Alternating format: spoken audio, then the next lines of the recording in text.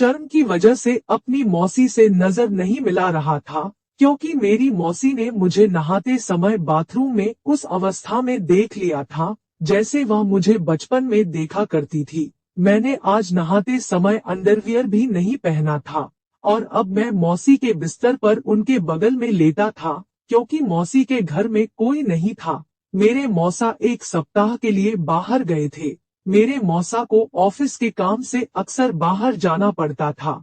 इसी वजह से मौसी ने मुझे अपने साथ बेड पर लेटा लिया था। मैं और वह एक ही बेड पर 2 अलग-अलग किनारों पर लेट गए। मैं सिर्फ लेटा ही था, मुझे नींद नहीं आ रही थी और बस यही ख्याल आ रहे थे कि कहीं मौसी को बुरा तो नहीं लगा होगा। जो मौसी ने मुझे बाथरूम में देखा वह जानबूझकर नहीं किया था, गलती से दरवाजा लगाना भूल गया था।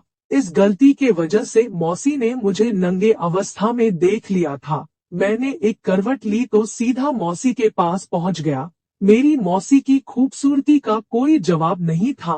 5 महीने पहले मेरी मौसी की शादी हुई थी। मेरी मौसी इतना हॉट थी कि मुझे रहा नहीं गया और मैं धीरे धीरे मौसी के ऊपर हाथ फेरने लगा। मौसी भी समझ गई कि मैं क्या करना चाहता हूँ। उसने कुछ नहीं बोला और धीरे धीरे मजा लेने लगी। अब हम दोनों खोलकर रोमांस करने लगे और रात भर मौसी को घोड़ी बनाकर 2 बार 3 बार किया। मौसी मेरी दीवानी हो गई और रोज रोज मुझसे करवाने लगी। बोली, तेरे जैसा मर्द आज तक मैं नहीं देखा।